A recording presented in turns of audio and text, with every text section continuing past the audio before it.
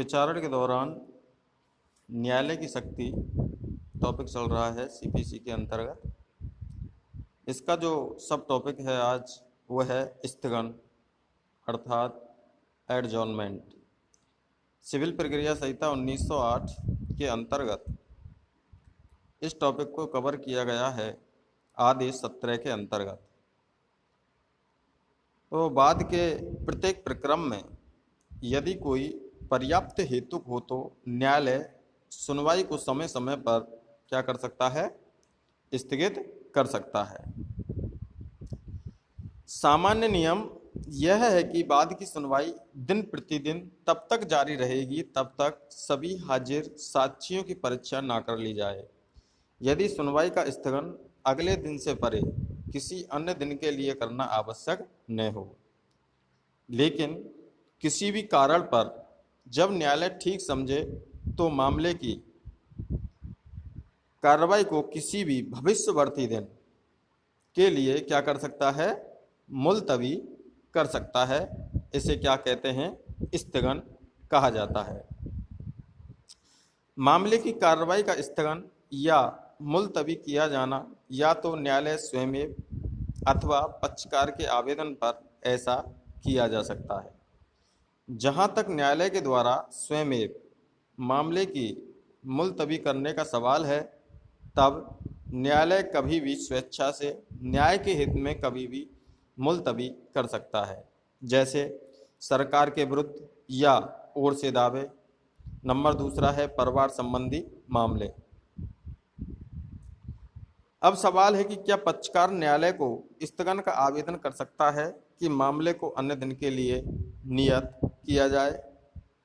पक्षकार न्यायालय के सामने स्थगन के लिए आवेदन कर सकते हैं और ऐसे स्थगन के लिए कोई उचित कारण है तो न्यायालय स्थगन का आदेश दे सकता है। आदेश 17 के अंतर्गत पक्षकार को 3 बार से अधिक स्थगन नहीं दिया जा सकता। ये मेन इम्पोर्टेंट है कि किसी भी मामले में अगर पक्षकार स्थगन चाहता है तो उसे कितनी बार, 3 बार से अधिक स्थगन नहीं दिया जावे। स्थगन के बार के लिए क्या कारण होते हैं। नंबर 1, न्यायालय के द्वारा इस आधार पर स्थगन आदेश नहीं दिया जाएगा कि पक्षकार का प्लीडर किसी दूसरे न्यायालय में व्यस्त है। ये जो कारण है ये मोस्ट इम्पोर्टेंट कारण है कि स्थगन इस आधार पर नहीं दिया जा सकता कि पक्षकार का प्लीडर किसी दूसरे न्यायालय में क्या है, व्यस्त है। दूसरा है कि अधिवक्ता की बीमारी है या रुग्णता है, रोग है कुछ, स्थगन का आधार नहीं होगी जब तक कि पक्षकार परिस्थितियों में अपने लिए किसी अन्य अधिवक्ता को नियुक्त कर सकता है। अब इसका जो न्यायालय की कार्रवाई चलती है उसके अंतर्गत न्यायालय के पास शक्ति भी है कि वो खर्चों के लिए प्रतिभूति का आदेश भी दे सकता है, सिक्योरिटी फॉर कॉस्ट्स।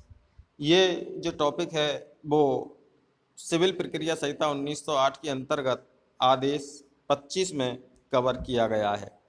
बाद के किसी भी प्रक्रम में न्यायालय स्वयं या प्रतिवादी के आवेदन पर वादी को यह आदेश दे सकता है कि प्रतिवादी के द्वारा किए जाने वाले खर्चों की अदायगी के लिए प्रतिभूति दे।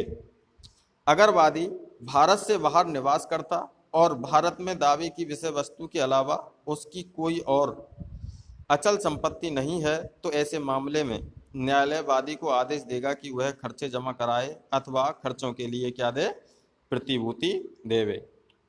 अगर भारत से बाहर रहने वाला वादी खर्चे देने में अथवा प्रतिभूति देने में असफल होता है तो उसके द्वारा दायर किया गया दावा खारिज कर दिया जाएगा। ऐसे खारिजी के मामले पर पूर्व न्याय का नियम लागू नहीं होता है। क्या नहीं होता है, जो पूर्व न्याय अर्थात प्राग न्याय का सिद्धांत जो दिया हुआ है सीपीसी के अंतर्गत, सीपीसी के जो धारा 11 के अंतर्गत दिया गया है पूर्व न्याय का नियम, वो लागू नहीं होता है। अगर वादी न्यायालय को संतुष्ट कर देता है कि खर्चे जमा नहीं करने का कोई उचित कारण था या देरी का कोई कारण था तो मामले की पुनर्स्थापना की जा सकती है। अब जो न्यायालय है उसमें रकम जमा कराने का आदेश भी दे सकता है, न्यायालय के पास शक्ति है। ये चौथे नंबर शक्ति है कि न्यायालय में रकम जमा कराना। Payment of amount into court, इस टॉपिक को जो कवर किया गया है वो आदेश 24 और जो धारा है सिविल प्रक्रिया संहिता 1908 के अंतर्गत धारा 35 के अंतर्गत कवर किया गया है। साधारणतया किसी दीवानी मामले में पक्षकारों के द्वारा अवगत किए गए खर्चे की अदायगी के विषय में न्यायालय कोई निर्णय दिए जाने के समय ही इस बात का निर्धारण किया जाता है, लेकिन मामले के तथ्यों और परिस्थितियों के प्रकाश में मामले के लंबित रहने के दौरान भी खर्चे अथवा क्षतिपूर्ति की राशि न्यायालय में जमा कराए जाने की व्यवस्था की जा सकती है। ऐसी रकम का जमा कराया जाना दायित्व को ही स्पष्ट कर देता है और किसी सीमा तक विवाद का निपटारा करने में सहायक होता है।